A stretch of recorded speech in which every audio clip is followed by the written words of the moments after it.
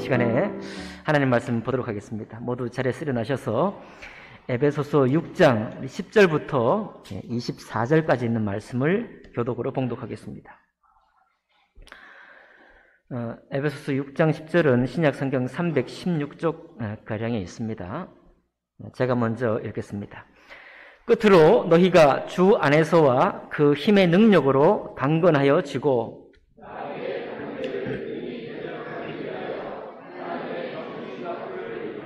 우리의 씨름은 혈과 육을 상대하는 것이 아니요 통치자들과 권세들과 이 어두움의 세상 주관자들과 하늘에 있는 악의 영들을 상대함이라.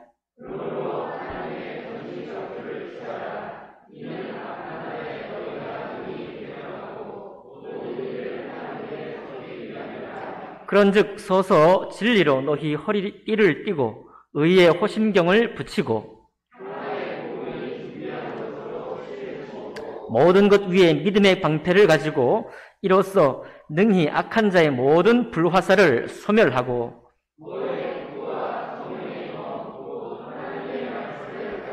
모든 기도와 간구를 하되 항상 성령 안에서 기도하고 이를 위하여 깨어 구하기를 항상 힘쓰며 여러 성도를 위하여 구하라.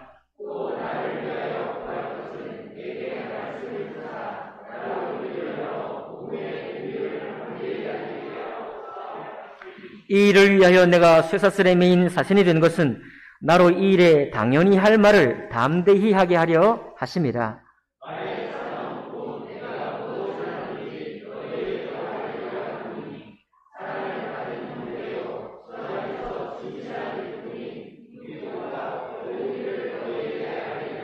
우리 사정을 알리고 또 너희 마음을 위로하기 위하여 내가 특별히 그를 너희에게 보내었노라.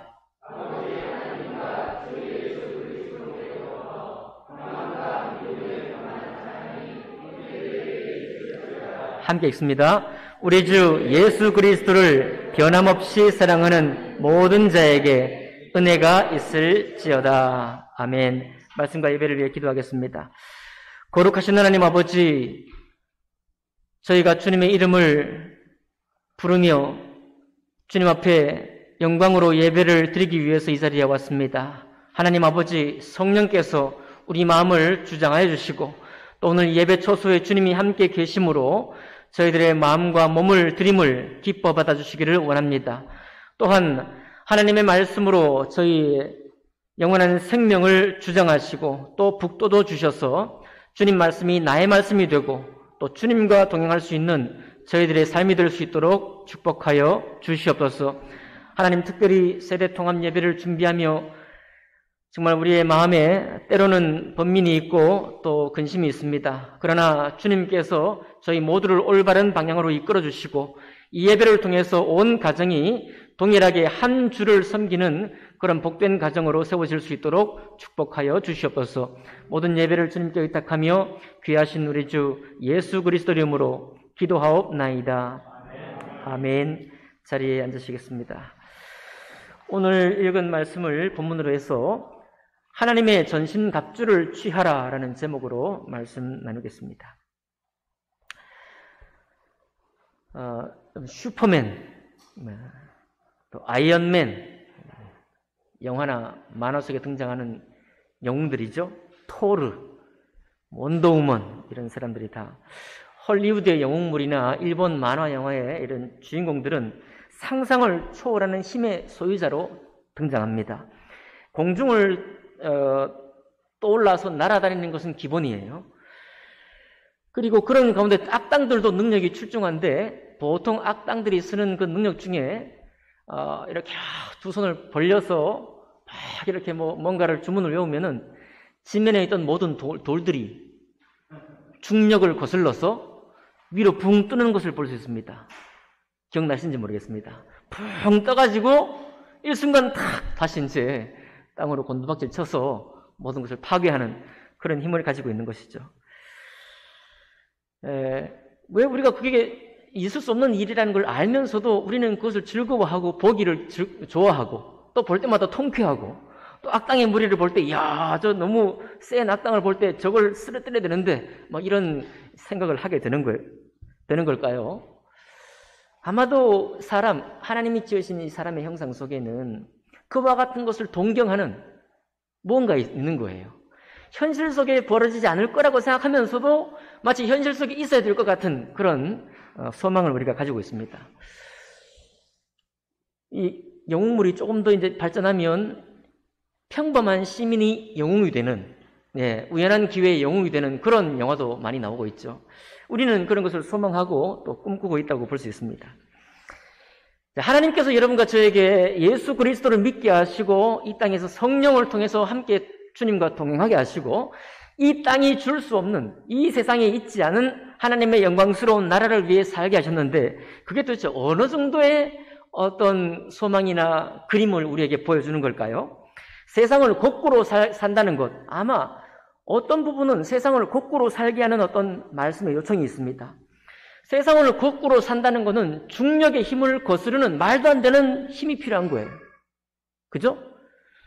어떤 것도 세상에 중력의 힘을 거스를 수 없습니다. 모든 것은 법칙에 따라 움직이게 되어 있기 때문에요. 그러나 신기하게도 우리가 자세히 보면 하나님의 부르신 말씀을 자세히 보고 또 헤아려 보면 과연 하나님의 말씀을 지키고 성도로 산다는 데에는 중력의 힘을 정말 거꾸로 거스를 만큼의 어떤 무엇이 필요하다는 것을 우리가 느끼게 돼요. 그리스도인의 삶을 아마 정확히 묘사할 수 있다면 이런 것이 될 수 있어요. 우리는 인생을 바라볼 때 인생은 아름답다, 인생은 아름다워, 그런 영화도 나왔죠. 인생은 아름다워. 여러 가지 이제 현실의 어려움들이 있지만은 그러나 인생을 아름다운 인생으로 가꾸기 위해서 우리가 여행도 다니고 또 재미도 즐기고 힘겨운 싸움 가운데서도 친구들끼리 정말 좋은 시간을 가지면서 정말 인생은 아름답구나.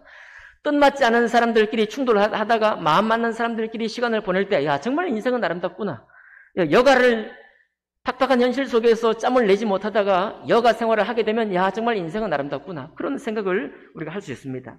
그런데요, 이렇게 낭만적인 고백만 있는 것이 아니고 인생은 전쟁이다 이렇게 말해요. 삶은 투쟁이다 그렇게 말합니다. 왜 그렇습니까? 현실 속에 살다 보면은 과연 인생은 아름다운 것만 있는 것이 아니라 싸워야 하고 전쟁같이 견뎌내야 되고 투쟁처럼 이겨내야 할 그런 일들이 우리에게 있는 것이죠. 그러니까 우리 삶 속에는 인생은 아름답다라고 하는 그런 쪽으로 우리를 개발하고 새롭게 해야 될 것도 있지만 동시에 삶은 투쟁이기 때문에 이 투쟁에서 우리가 이겨내기 위한 싸움을 싸워야 된다는 것도 우리 안에 있는 겁니다. 이 둘이 다 우리에게 하나님이 허락하신 것입니다. 특별히 오늘 이 말씀은요, 하나님의 전신갑주를 입으라, 하나님의 전신갑주를 취하라 그랬으니까 이것은 전쟁을 말하고 있습니다. 이것은 투쟁을 말하고 있는 거예요. 사랑의 하나님이 투쟁의 삶, 전쟁의 삶을 좋아하실까? 이사야 42편 42장 13절에는 하나님을 어떻게 묘사하고 있는가 하면 여호와께서 용사처럼 나오시며 전쟁의 용사처럼 열심을 내시나니 그가 함성을 올려 외치기까지 하시면서 그의 원수들 앞에 그의 힘을 보이신다라고 말하고 있습니다. 하나님을 용사로 묘사하고 있는 거예요. 전쟁에 승리하는 하나님의 용맹한 장수로 묘사하고 있는 것입니다. 과연 신앙의 삶에 우리가 말씀을 지켜 순종하고 하나님의 뜻을 따라 살아낸다는 사실에는 이와 같은 능력이나 전투나 용사와 같은 용맹함이 우리에게 필요하다는 것을 잘 보여주고 있는 것입니다. 어떻게 그런가 한번 볼까요? 여러분, 에베소서 4장 30절에는 성령을 슬프게 하지 말라, 성령을 근심케 하지 말라 그렇게 말이 나와요.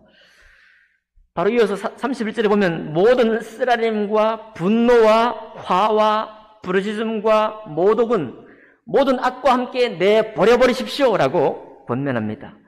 그러면서 또 우리를 축복하기를 서로 선하고 따뜻하게 대하며 하나님께서 여러분을 그리스도 안에서 용서하신 것처럼 서로 용서하십시오라고 따뜻한 말로 우리를 위로하시고 또한 도전하십니다.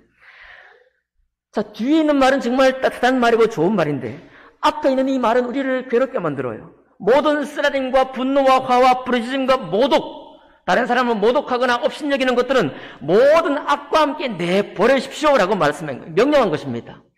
근데 우리가 신앙생활을 하다 보면 이거 버리는 것이 보통 문제가 아닌 거죠. 안 버려지는 것입니다. 심지어는 우리 마음속에 생각나는 게 뭐냐면 우리가 서로 아프게 하고 찌르는 일이 많은데 항상 그러니까 우리 마음속에 꿀떡처럼 올라오는 생각이 당신 없어도 나 살 수 있어. 당신 없어도 나 잘 살 수 있어. 하면서 등지고 살면 그만이다 이거예요. 가까이 안 하면 돼. 나랑 좀 뜻이 더 많은 사람하고 같이 있으면 돼. 좀 먼 사람은 그냥 어차피 안 될 거니까 내버려두면 됩니다. 우리는 이렇게 살기가 훨씬 쉽고 또 그게 우리 마음과 몸이 원하는 삶이에요. 저는 이것을 비난하려고 여러분에게 말씀드리는 게 아닙니다. 왜냐하면 이거 당연한 거거든요. 여러분, 가시에 찔리면 몸은 안 찔리는 쪽으로 반응합니다. 무릎을 다쳐서 무릎을 움직일 때마다 아프면 무릎을 사용하지 않고 허리를 사용하는 쪽으로 몸이 자연스럽게 넘어가요. 그래서 자세가 좀 삐뚤어지기도 합니다. 왜 그래요? 아픈 쪽을 안 가려고 하고 아프지 않은 쪽에서 내가 편안하고 안녕하게 살기 원하는 게 내 몸과 마음의 원함이기 때문에 우리는 그것을 인정할 수 있습니다. 용납할 수 있는 거예요. 비난의 대상이 아니라 당연하다. 나도 그렇고 그대도 그렇고 우리 모두가 그렇게 하는 것은 마땅하다라고 우리가 생각합니다. 문제는요, 그것을 용납하는 게 문제가 아니라 용납한 다음입니다. 우리는 인생을 살아가면서 훨씬 더 많은 것을 이해할 수 있고 이 연약한 것을 다 용납할 수 있습니다. 말씀이 근데 우리에게 무엇을 요청하는가가 문제예요. 말씀은 분명히 뭐라고 하고 있습니까? 모든 쓰라림과 분노와 화와 부르짖음과 모독은 모든 악과 함께 내버리십시오. 그것은 성령을 근심케 하는 일이고 성령을 슬피게 하는 일이니 이와 같은 것을 가지고는 서로를 따뜻하게 대할 수도 없고 서로를 용납할 수도 없고 용서할 수 없다는 사실, 이 자명한 사실을 하나님은 알고 계신 거예요. 그래서 우리에게 명령하는 겁니다. 이런 식으로 우리의 몸과 마음이 원하는 데 머물러 있어서는 성령과 함께 동행할 수 없다는 겁니다. 주님이 우리를 구원하신 그 은혜를 누릴 수가 없다는 거예요. 진정으로는. 착각은 할 수 있습니다. 내가 편안한 사람들끼리, 좋아하는 사람들끼리 누리는 것. 여러분 오해하지 마세요. 저도 전국 친교회 가면 제가 마음 맞고 뜻 맞는 목사님들끼리 2박 3일 보내고 옵니다. 열심히 놀고 열심히 마음을 나누고 이렇게 또 뒷담화도 좀 해가면서 그렇게 하고 와요. 막 회포를 풀고 옵니다. 여러분 우리도 그렇게 합니다. 그것 잘못된 거 아닙니다. 왜냐하면 그것은 이 땅에서 우리에게 쉼을 주고 또 안식을 주기도 하고 우리를 정말 또 좋은 사람으로 또 받은 스트레스를 해결하고 풀고 돌아올 수 있도록 하는 좋은 방편이에요. 다만 거기서 끝나버리면 문제라는 거예요. 거기서 끝나버리면 문제입니다. 근데 이게 보통 문제가 아닌 것이 아까도 말씀드렸던 것처럼 중력을 거슬러 돌을 공중으로 띄운다는 것은 너무나 힘든 일이에요. 물은 항상 위에서 아래로 흘러야죠. 당연하죠? 그 거꾸로 하려면 양수기 동원해야 되죠. 엄청난 힘을 또 이게 기름은 떼가지고 모터 돌려야 되죠. 그래가지고 분수로 100m, 200m 쏠 수 있지만은 쏴도 땅으로 떨어지잖아요. 이게 우리가 이 세계에 사는 동안 항상 반복적으로 경험하는 거예요. 야, 거꾸로 쏴봐야 떨어져. 맞죠? 거꾸로 쏴봐야 중력을 이길 수 없어. 이렇게 말하는 겁니다.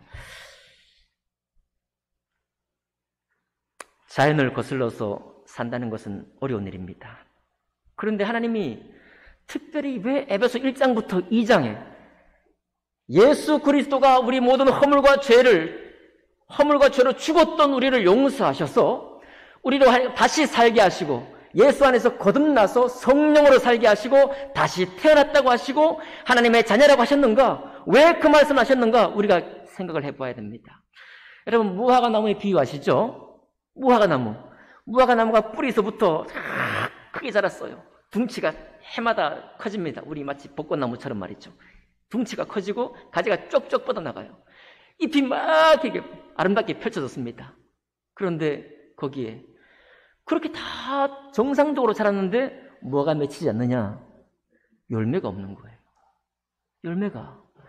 여러분, 하나님께서 에베소 말씀 1장부터 2장, 3장에 계속 주 예수 그리스도의 복음이 얼마나 위대한지 선택받은 이스라엘 백성하고 선택해서 배제된 이방인들을 도대체 하나가 될 수 없는 사람을 하나로 묶었다. 하나로 묶는 힘이 어디서 나오느냐? 모든 육체의 죄와 허물을 용서하시고 그 육체의 모든 저주를 감당하신 예수 그리스도께로부터 이 거듭난 위력이 나타났다라고 말하고 있는 것입니다. 그 뿌리 위에 우리가 더 뿌리를 내리고 강화해져 가지고 이렇게 자라고 있는 거예요. 쭉쭉쭉 1장, 2장, 3장, 4장, 5장까지 왔어요. 4장, 5장, 6장부터는 실제적으로 우리가 어떤 삶에서 승리해야 될 것인지 말씀해 주고 있는 것입니다. 그 중에 하나가 오늘 제가 여러분께 말씀드린 거예요. 모든 쓰라림과 분노와 화와 부르짖음과 모든 악과 함께 내버리십시오. 서로 선하고 따뜻하게 대하며 하나님께서 여러분을 그리스도 안에서 용서하신 것처럼 서로 용서하십시오. 한숨을 우리가 너무나 많이 지었습니다. 지금까지. 그래서 신앙생활을 하면서 야, 이것이 신앙생활인가 하고 찾아보고 고민해보고 묵상해보고 도전해보고 그리고 넘어지기까지 우리가 그런 신앙의 루틴, 신앙의 습관들을 살고 있습니다. 근데 오늘 주님께서 우리를 도저히 주님의 뜻을 거스를 수 없는 곳으로 우리를 이끌어 가는데요. 열매가 뭐냐 이거예요. 신앙의 열매가 뭐냐? 신앙의 열매라는 것은 복음을 잘 알았다. 좋아요. 그것은 뿌리를 내리는 것입니다. 그리고 예수 그리스도의 말씀을 읽고 암송하고 그 안에 살려고 애를 쓰는 것 너무나 아름다운 것입니다. 근데 그 모든 것이 다 우리의 허리를 만들고 줄기를 만들고 가지를 만들었어요. 이파리까지 만들었습니다. 근데 그것이 왜 있느냐 이거예요. 예수께서 왜 십자가로 오셨고 그분은 왜 어떻게 부활하셨고 도대체 이 인생을 위해서 축복하신 그 축복이 무엇이냐는 것입니다. 그 축복의 최종적인 것이 뭐냐면 열매예요. 열매. 그 열매가 어디서 나오느냐? 바로 우리가 힘겨워하고 있는 여기에 열매를 맺도록 하시기 위해서 주님께서 그렇게 우주적으로 창세전부터 예비하신 주님, 그리고 2000년 전에 오셔서 모든 구약 성도가 실패하고 무너졌던 바로 그 자리에 오셔서 보라, 우리의 육과 우리의 마음으로는 넘어지고 죽는 일밖에 없으니 이제는 그 모든 것은 저주와 심판밖에 없을 것이니 이것을 우리에게 온전히 회복하기 위해서 오신 분이 예수 그리스도예요. 더 이상 내 마음과 내 몸이 나의 인생의 주인이 되는 것이 아니라 우리 주 예수께서 나의 구원자, 이 모든 육과 몸이 원하는 것에서부터 나를 구원하셔서 나를 건져내셔서 이제부터는 그 주님을 따라 살도록 여러분과 나의 주님이 되신 것입니다. 이것이 우리가 침례 때 고백하는 것입니다. 오 주님, 내가 지금까지 인생을 살았고 내가 내 옳은 대로 살았지만 내가 옳은 대로 살았을 때 나의 무리를 이룰 수 있고 나 좋아하는 사람들끼리 내가 만나 주로 즐길 수 있지만 그러나 그 영역, 그 만남을 넘어서기만 하면 갈등의 시작이요 아픔의 시작이며 내가 신앙생활을 기록했지만 그 신앙생활로 제대로 뚫고 넘어가기 정말 힘든 그런 사람들을 만납니다. 라고 우리는 고백하는 거예요.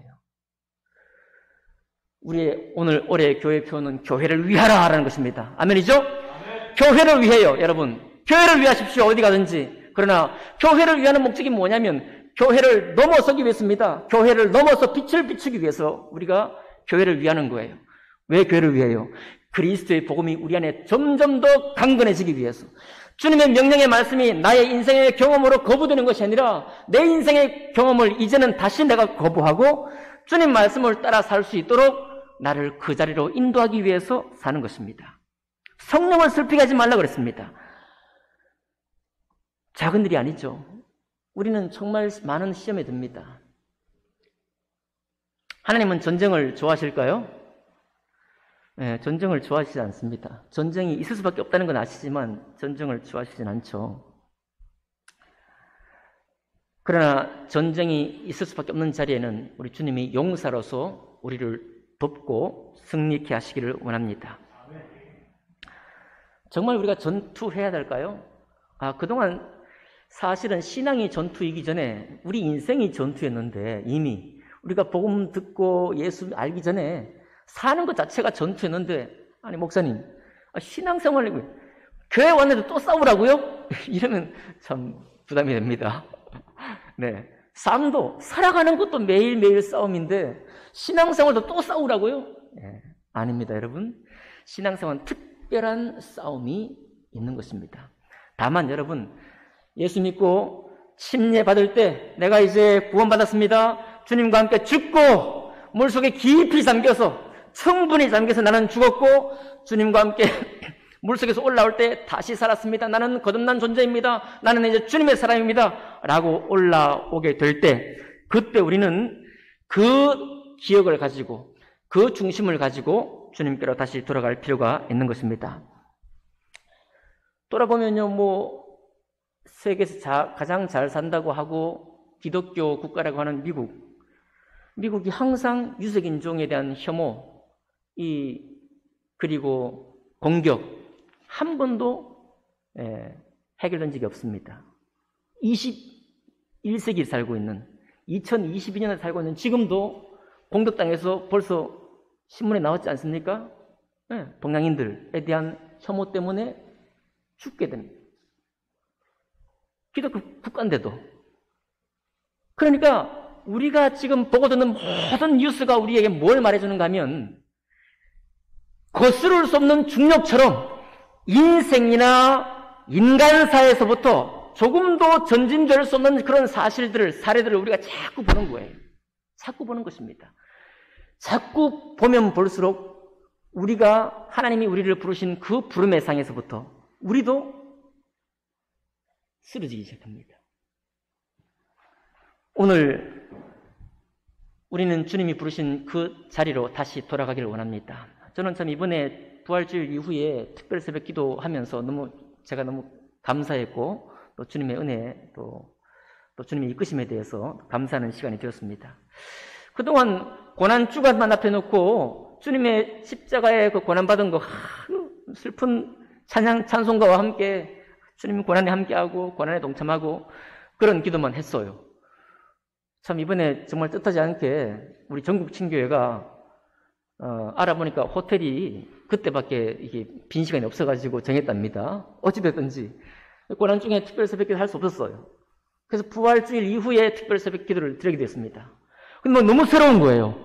야, 그렇구나. 제가 이번에 기도 드려보니까요. 그렇구나. 우리가 고난을 향해서, 우리의 어떤 막힌 짐을 향해서 기도하고 나아가며 슬퍼할 일이 아니라, 우리가 누구냐요? 우리는 누구냐면 부활한 사람들이고 다시 거듭난 사람들이니, 부활 이후의 삶을 위해서 기도할 사람이 바로 여러분과 저라는 겁니다. 부활 이후에 주님의 말씀을 쫓아 순종하는 삶을 힘있게 사는 사람이 여러분과 저라는 거예요.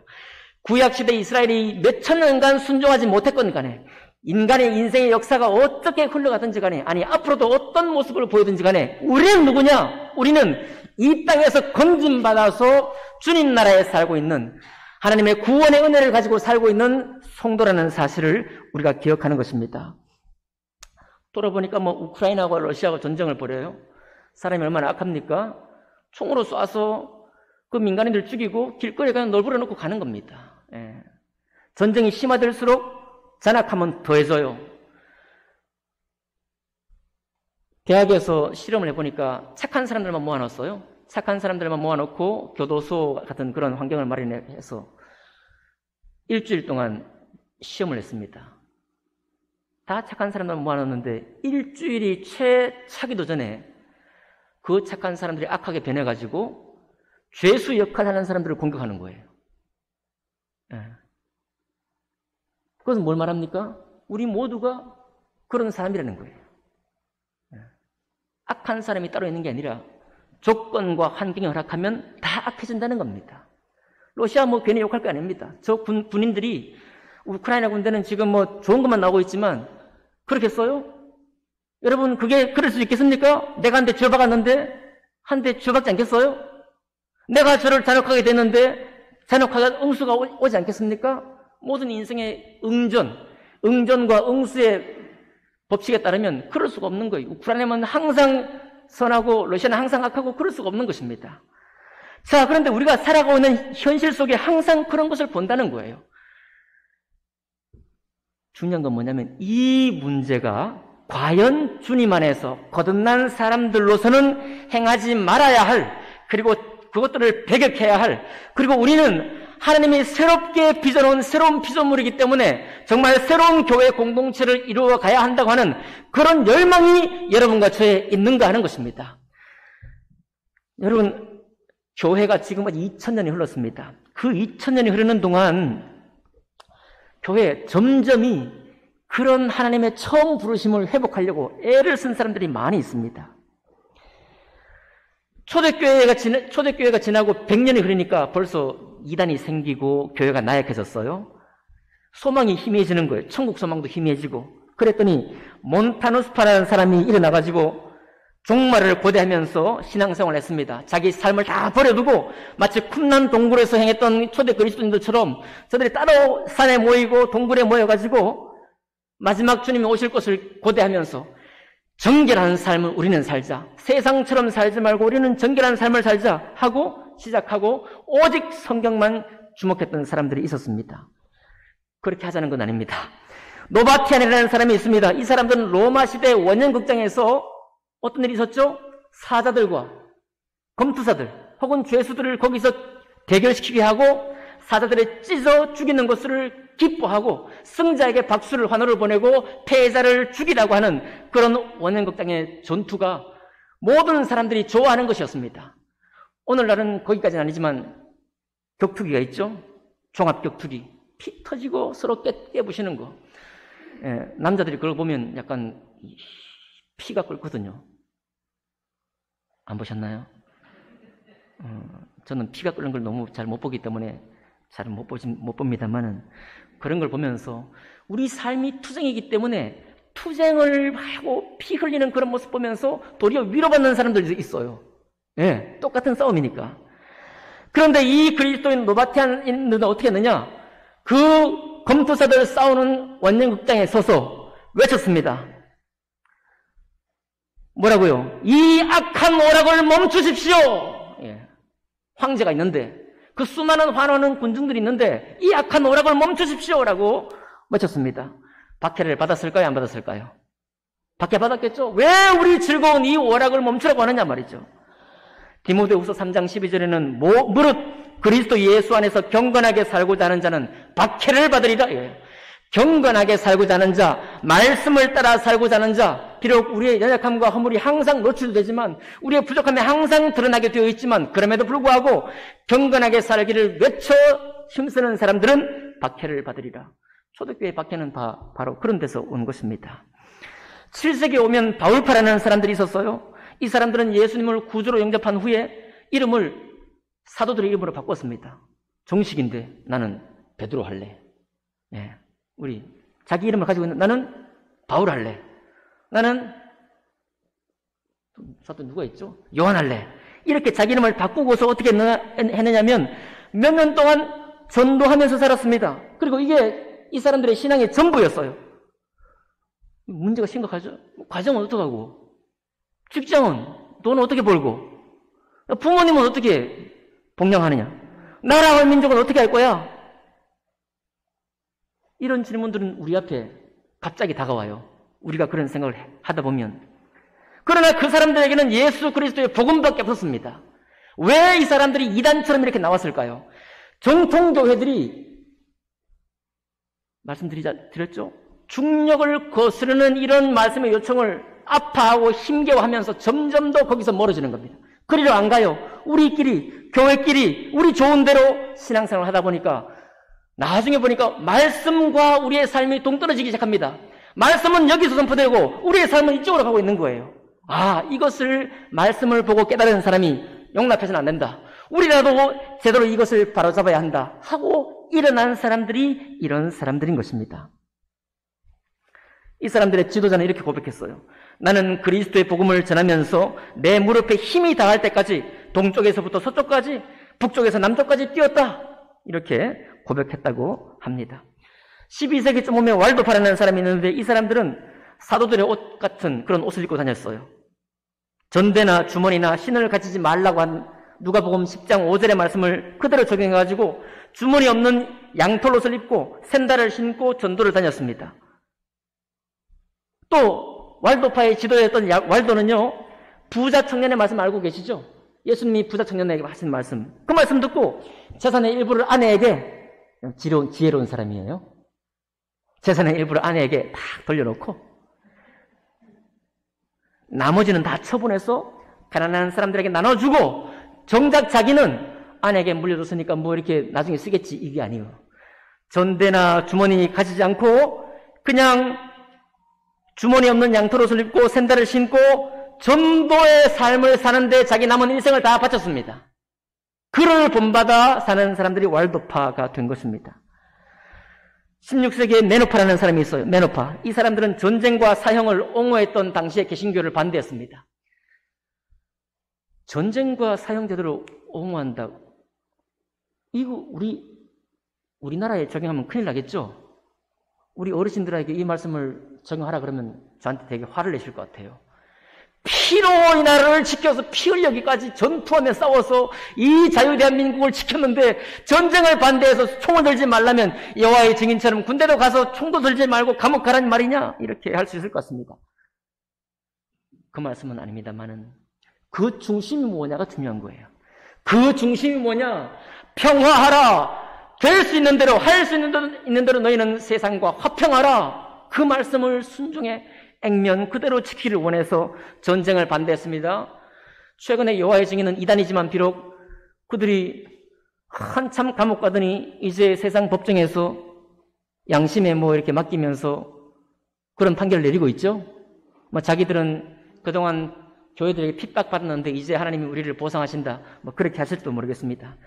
중요한 건 여러분, 이단이냐 아니냐가 보다 중요한 게 뭐냐면 정통교회가 하나님 말씀이 겨냥한 바 주님이 우리를 거듭난 사람으로 부르셨을 때 우리에게 요청하신 그 권면을 우리가 떠나 있거나 외면하거나 할 때 우리는 이단보다 나쁜 사람들이 되는 것입니다. 이들은 그런 교회를 새롭게 하기 위해서, 하나님 말씀을 우리를 완전히 새롭게 돌려놓기 위해서, 초대교회의 영성으로 돌아가게 하기 위해서 일어났던 사람들입니다. 이 사람들이 우리 성서침례교회의 신앙의 조상들이에요. 영적인 조상들입니다. 그래서 침례교는 대개는 분리주의자예요.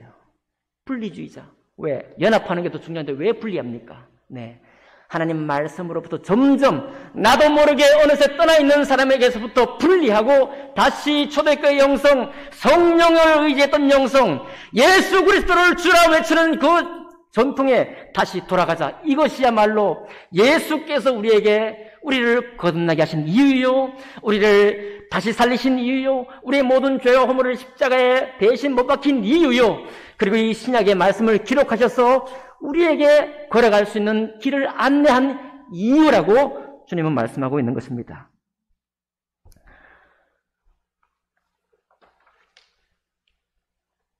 그런 가운데서 오늘 주님께서 여러분과 저에게 마귀의 관계를 능히 대적하기 위하여 하나님의 전신갑주를 입으라라고 말하고 있는 거예요. 전신갑주 뭡니까? 투구를 쓰라, 이거 투구. 여러분 오늘 주부에 있죠? 주부 뒤편에 보면은 중세 기사에 갑옷 입은 모습이 있습니다. 아니 말랑말랑하게 말이죠. 말랑말랑하고 낭만적이고 또 세상의 아름다운 것들을 창조주 하나님을 즐기면서 이렇게 우리가 할 수 있는 대로 신앙생활 하는 게 얼마나 좋아 보이는데 왜 하나님은 우리에게 군사의 복을 입히려고 하실까요? 굳이 왜 주님은 우리에게 투구를 쓰라고 말할까요? 왜 주님은 우리의 군대 워카 같은 그런 신을 신으라고 말할까요? 왜 주님은 우리에게 가슴을 보호할 수 있는 갑옷을 입으라고 말할까요? 왜 주님은 우리에게 창을 들고 칼을 들라고 말할까요? 왜 방패를 들라고 말할까요? 그렇습니다. 중력을 거슬러 사는 것이 신앙의 삶이라고 말씀하고 있는 것입니다. 그리고 그것을 이루기 위해서는 이런 무기가 없으면, 이와 같은 무기가 없으면 아무것도 안 된다라고 말하고 있는 거예요. 여러분, 우리는 우리 자신에게 이제 앞으로 더 정직해져야 합니다. 더 정직해져야 돼요. 내가 무엇을 이루고 있는 거예요. 내가 하나님 말씀에 무엇을 순종해서 주님께 영광 돌리고 있는가를 다시 우리가 서로 바라보며 혼자 정직하게 주님 말씀 앞에 서야 하는 것입니다. 그러면 답이 나온다는 거예요. 왜 답이 나오냐? 이런 무기를 정말 충분히 구사하지 않는 신앙으로는 열매를 맺을 수 없다는 것입니다. 그리스도의 복음에 뿌리를 든든히 내리고 줄기는 튼튼히 자랄 수 있을지 모르고 가지는 풍부히 뻗을지 모르고 잎사귀는 많이 달릴지 모르지만 예배의 모든 것을 내가 순종하며 아름답게 교회를 세워갈지 모르지만 그러나 결론적으로 맺어야 할 열매를 맺는 데는 겁을 내고 열매를 맺는 데는 나아가지 못하고 그거는 대충 우리가 합의를 해. 우리가 합의를 해요. 합의를 하고 동조를 해가지고 그거는 어려운 거야. 그거는 우리에게 주어지신 하나님의 말씀이 아니야. 라고 우리가 그렇게 살아간다면 뿌리의 목적은 열매예요. 아멘 합시다. 튼튼한 줄기의 목적도 열매예요. 수많이 뻗은 가지의 목적도 열매입니다. 수많은 잎사귀가 자라겠다는 그 목적도 열매예요. 그러니 열매를 맺지 못한다면 어떤 뿌리를 내리고 어떤 줄기를 가지고 어떤 가지를 가지고 어떤 잎사귀가 풍성히 자랐다 할지라도 이루어진 것이 없는 사람이 되는 것입니다. 자, 그러면 하나님이 도대체 어떤 무기를 쓰라고 할까요? 14절 볼까요? 그런즉 서서 진리로 너희 허리띠를 띠고, 저를 보십시오. 진리로 허리띠를 띠라고 그랬습니다.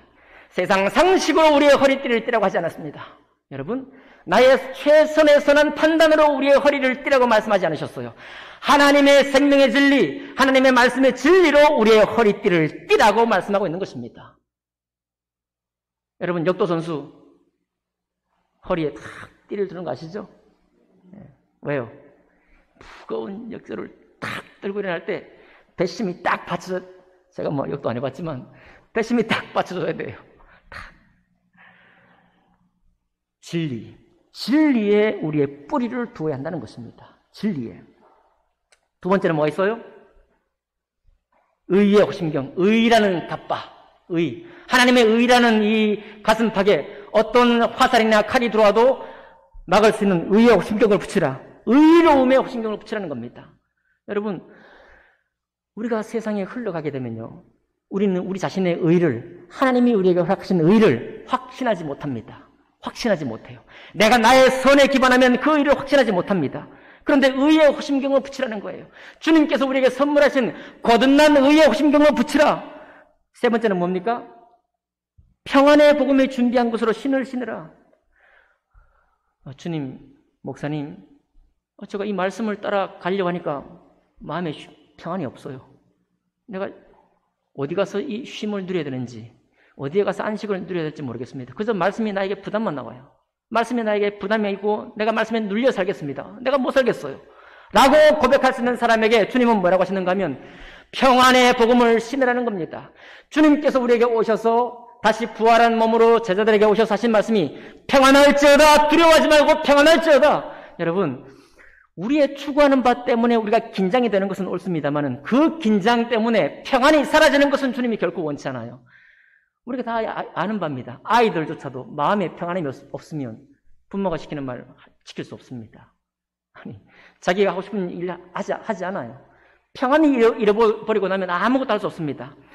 예수님께로부터 우리에게 온 놀라운 평안, 어제 지은 죄, 오늘 지은 죄, 미래에 지을 어떤 죄에서부터도 우리를 정죄하지 않으시고 다시는 정죄하지 않으시고 영원히 우리와 함께 하시고 우리를 의롭다 칭하신 그 복음 안에서 평안하라는 겁니다. 평안의 신을 신어야만 하나님 말씀을 순종할 수 있다라고 주님 말씀하고 있는 거예요. 그 다음에 또 무엇이 준비해야 됩니까? 모든 것 위에 뭐를? 믿음의 방패를 가져라. 믿음의 방패. 우크라이나와 러시아의 전쟁, 또 미국의 유색 인종에 대한 차별, 그것뿐만인가요? 오늘 6장, 5장에 보면은 부모와 자녀의 관계 얼마나 실갱이가 많습니까? 직장 상사와 부하 직원과의 관계 얼마나 힘들어요. 세상이 점점 더 악하게 나가고 있습니다. 사랑이 점점 더 식어지는 쪽으로 나가고 있어요. 당신 이 회사 없으면 내가 일할 곳이 없느냐? 이런 것이 그냥 상식이 되어 있습니다. 당연히 우리도 그럴 권리가 있어요. 그런데 점점 더 사랑이 식어진 악한 세상이 되어가는 가운데에서 주님께서 뭐라고 하는가 하면 바로 그렇게 생각하게 만드는 것이 화살이다. 화살. 불화살로 우리의 믿음을 깨뜨린다 이거예요. 불화살로 하나님 말씀이 정말 진리라는 사실을 잃어버리게 만들어요. 하나님 말씀을 붙들고 나아가야 한다는 생각조차, 그 뿌리조차 없애버리고 있다는 겁니다. 그럴 때 주님이 뭐가 필요하냐? 모든 불화살, 정말 감당하기 힘들죠. 견디기 힘들죠. 불화살이라고 했습니다. 그 불화살을 견딜 수 있도록 믿음의 방패를 준비하라. 방패를 가지라. 뭘로? 믿음으로요. 믿음으로. 방패의 역할은 불화살을 소멸하는 데 있습니다. 불화살을 맞고 아프지만 그것을 견딜 수 있도록 방패를 가지라고 말하는 거예요. 그 다음 또 무엇을 준비하라고 그랬습니까? 구원의 투구를 쓰라. 야, 이렇게 막 하다 보니까 전투하고 싸우다 보니까 나도 어느새 죄인으로 드러나요. 내가 이것을 말씀을 지키지 못해. 도대체 말씀을 지킬 능력이 나에게 없다는 것을 발견해요. 한참 가다 보면 내가 구원받았나 이거예요. 여러분 저를 보십시오. 내가 정말 구원받았나 이거예요. 하나님 말씀은 지금 이렇게 선포되고 이 말씀을 내가 순종하는 것이 당연하다고 말씀하시는데 그렇게 순종하지 못하는 나는 과연 구원받은 존재인가? 때로 우리는 그렇게 우리 스스로에게 질문할 수 있습니다. 나는 정말 구원받았는가? 나의 구원은 정말 확실한가? 그렇게 의심이 들 때 뭘 준비하라는 거예요? 구원의 투구를 쓰라는 겁니다. 구원의 투구. 여러분, 구원은 내가 확신하는 게 아니에요. 구원은 내가 확신하는 것이 아닙니다. 구원은 하나님의 확실한 진리를 이루신 사실이 너무 확실하기 때문에 그것을 내가 받아들인 게 구원입니다. 아멘인가요? 하나님이 너무도 확실한 구원으로 너무도 모든 죄를 담당해서 십자가에 죽으신 것이 확실한 사실이고 그리고 하나님의 의로움을 우리에게 부어주시기 위해서 부활하신 사실도 너무나 확실한 것이니 그 확실한 사실을 내가 받아들인 것이 믿음이요. 믿는 것만으로도 우리에게 구원의 권세를 주시는 분이 하나님의 사랑이십니다. 아멘인가요? 그래요. 우리가 아무것도 모르고 하나님 말씀을 지켜 어떤 식으로 나아가야 될지 모르는 상태에서 아무것도 행하지 못하고 그저 저처럼 말입니다. 1년이고 2년이고 10년이고 보고만 해서만 있게 해주세요. 난 정말 교회가 너무 좋습니다. 교회에서 쉴 수 있도록 도와주세요. 세상에서 그렇게 투쟁하며 싸워서 쉴 곳이 없었는데 이 교회만 오니까 찬양하고 즐거워하고 서로 교제하고 좋습니다. 여기서 정말 나는 푹 젖어들고 싶습니다. 예.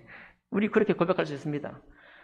시간이 필요한 분들은 정말 보고만에 쉬시기 바랍니다. 예? 내가 가진 아직 복음에 놀라운 이 기쁨 가운데 충분히 안식하지 못한 분들은 더 시간을 쓰시기 바라요. 더 시간을 쓰셔서 복음이 얼마나 능력 많으신 것인지 복음이 얼마나 정말 영원한 평안과 안식을 주시는 것인지 깨달아 아시기 바랍니다. 그러나 충분했나요? 그런 시간을 여러분 충분히 가졌나요?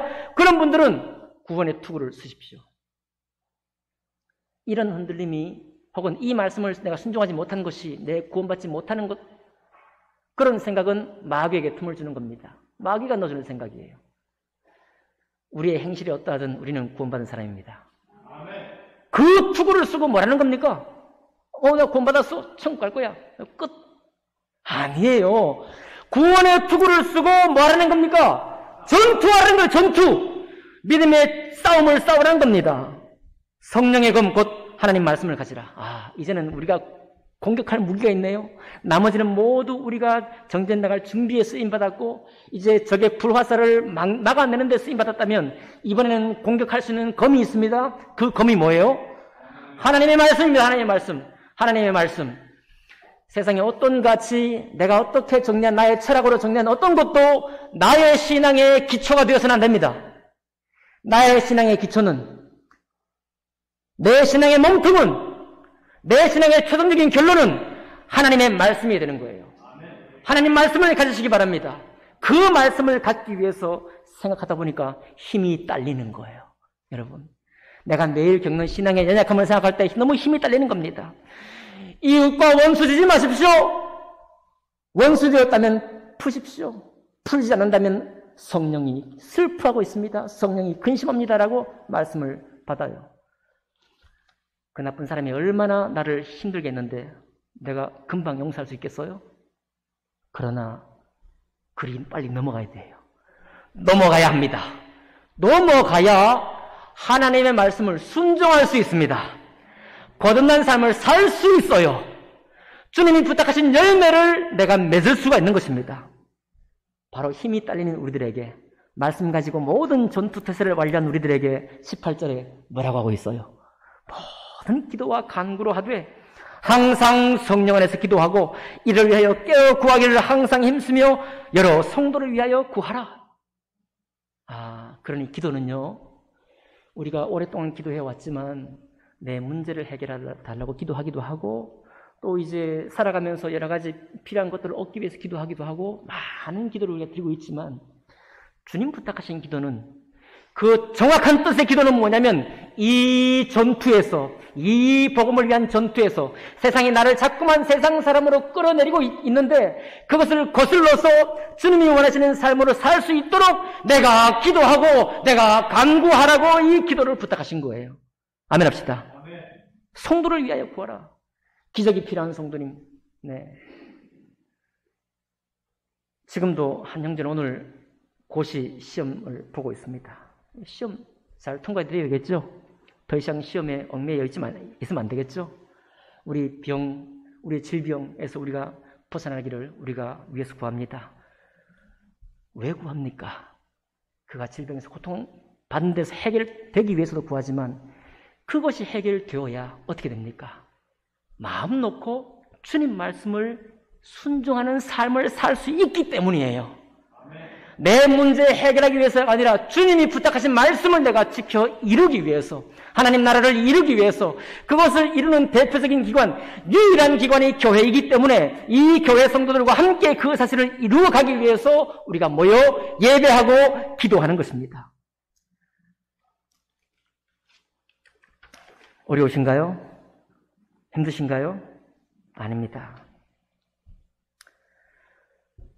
이제 우리가 이렇게 하나님 말씀의 그 뜻을 마음에 품게 되신다면 여러분과 제 안에 자연스러운 반응이 하나 나타날 거예요. 그게 뭐냐면 이거 어떡하지? 이겁니다. 마치 베드로 사도가 사도행전에서 너희가 예수님을 죽였다라고 할 때 경건한 유대인들이 우리가 어찌할꼬 했던 것처럼 내가 이제 어떻게 해야 되지? 이거 어떻게 해야 되지? 이거 내가 어떻게 순종할 수 있지? 나뿐만 아니라 우리 지체를 보면서 우리가 그 일을 어떻게 감당할 수 있을까? 우리가 무슨 영웅도 아니고 말이죠. 우리가 믿음의 전사도 아니고 우리가 사도도 아닌데 어떻게 이것을 감당할까?